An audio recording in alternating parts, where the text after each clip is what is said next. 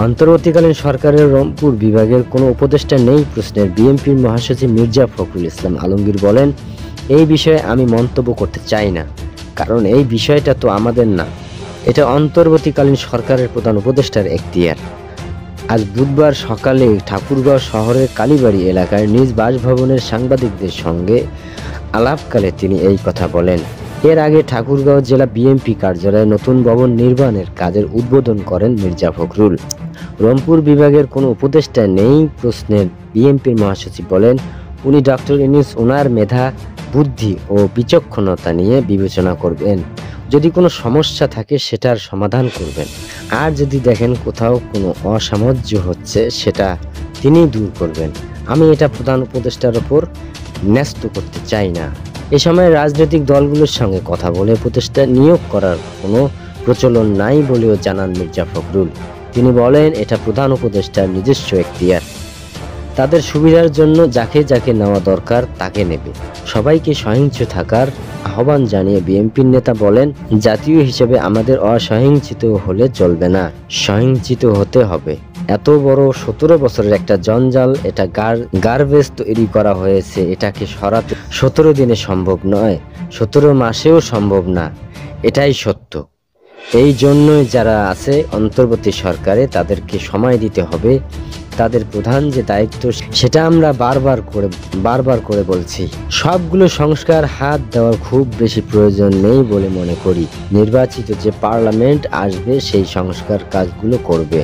এই অন্তর্বর্তী সরকারের মূল দায়িত্ব হবে নির্বাচনের জন্য একটি লেভেলমেন্ট ফিল্ড তৈরি করা, সকলে যেন ভোট দিতে পারে এবং সকলে যাতে অংশগ্রহণ করতে পারে তার জন্য কাজ করা, নিরপেক্ষ লোকজনকে নির্বাচনের জায়গাগুলোতে বসানো, বিচার বিভাগকে নিরপেক্ষ করা, প্রশাসনকে নিরপেক্ষ করা, নির্বাচনকে সুষ্ঠু করার জন্য এগুলোকে প্রধান কাজ যোগ করেন বিএনপির মহাসচিব। তিনি বলেন, এই ঐক্য বিষয়ের আমরা চেষ্টা করে সফল করেছি।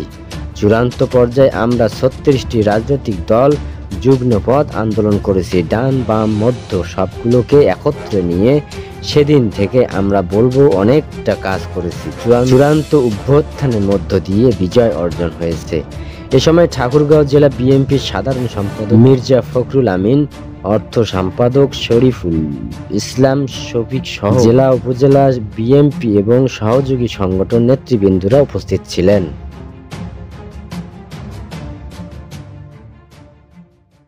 রাষ্ট্রপতির বাসভবন বঙ্গভবনের দরবার হল থেকে শেখ মুজিবুর রহমানের ছবি সরানো নিয়ে রাজনৈতিক মহলে চলছে আলোচনা ও সমালোচনা। ছবিটি সরানোর কথা প্রথমে জানিয়েছিলেন অন্তর্বর্তী সরকারের নবনিযুক্ত উপদেষ্টা মাহফুজ আলম। আজ বুধবার সামাজিক যোগাযোগ মাধ্যমে ফেসবুকে এই নিয়ে একটি দীর্ঘ পোস্ট দিয়েছেন তিনি। ছবি সরানো নিয়ে সমালোচনা প্রসঙ্গে মাহফুজ আলম বলেছেন, কেউ যদি সরকারি অফিস থেকে শেখদের ছবি সরানোর কারণে আক্ষেপ প্রকাশ করেন তবে তিনি এই গণ অভ্যুত্থান ও গণমানুষের চেতনার নিন্দা জানালেন। তার স্ট্যাটাসটি পাঠকের জন্য তুলে ধরা হলো। শেখ মুজিব ও তার কন্যা আরেক শেখ তাদের ফ্যাসিবাদী শাসনের জন্য জনগণের তীব্র রাগ ক্ষোভের মুখে পড়েছেন। তাদের মধ্যে একমাত্র পার্থক্য হলো শেখ মুজিব একসময় পূর্ব বাংলার গণমানুষের জনপ্রিয় নেতা ছিলেন, যে জনপ্রিয়তা হাসিনার ছিল না। জনগণ পাকিস্তান নির্যাতন নিপীড়নের বিরুদ্ধে তার শেখ মুজিব নেতৃত্ব অনুসরণ করেছিলেন, কিন্তু ৭১-এর পর তিনি একজন নিজেই অত্যাচারী হয়ে ওঠেন। মুজিবাদের প্রতি তার সমর্থ ও পৃষ্ঠপোষকতার জন্য ১৯৭১-এর পর বাংলাদেশের পঙ্গু ও বিভক্ত হয়ে পড়েছিল। নিজের ফ্যাসিবাদী ভূমিকার কারণে ১৯৭৫ সালে তার মৃত্যুতে মানুষের শোক প্রকাশ করেনি। শেখ তার ৭১-এর আগে ভূমিকার জন্য সম্মান পাবে। যদি শেখ ৭১-এর পরবর্তী গণহত্যা, জোরপূর্বক গুম, দুর্নীতি, দুর্ভিক্ষ ও নিশ্চিতভাবে ৭২-এর সংবিধান যা বাকশাল প্রতিষ্ঠার পথ প্রশস্ত করেছিল, এসবের জন্যই তার দল ও পরিবারের সদস্যরা বাংলাদেশের জনগণের কাছে ক্ষমা চান। শেখের কন্যার ফ্যাসিবাদী শাসনের কথাও তাদের স্বীকার করা ও ক্ষমা চাওয়া এবং এই জন্য বিচারের মুখোমুখি হওয়া উচিত। তিনি শেখ মুজিবকে একজন ঠাট্টা, বিদ্রূপ ও উপহাসের পাত্র বানিয়েছিলেন।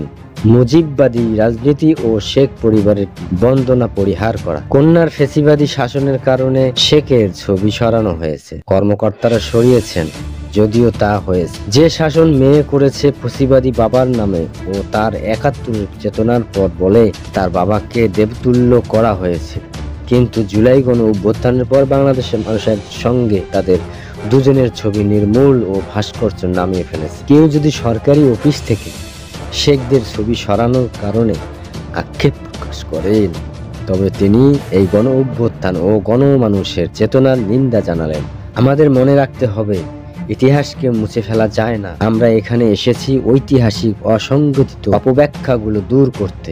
মনে রাখতে হবে, ৭১-এর মুক্তিযুদ্ধ ছিল বাংলাদেশের গণমানুষের। আবার কোনো মুক্তিযুদ্ধও যদি ৭১-এর পর অন্যায় করে থাকেন, তার বিচার ও সাজা হওয়া উচিত। স্বাধীনতা যুদ্ধের ভূমিকা রেখেছেন বলে তাদের এই ক্ষেত্রে ছাড় দেওয়া উচিত নয়। স্বাধীনতার যুদ্ধে ভূমিকা রেখেছেন বলে তাদের এই ক্ষেত্রে ছাড় দেওয়া উচিত নয়।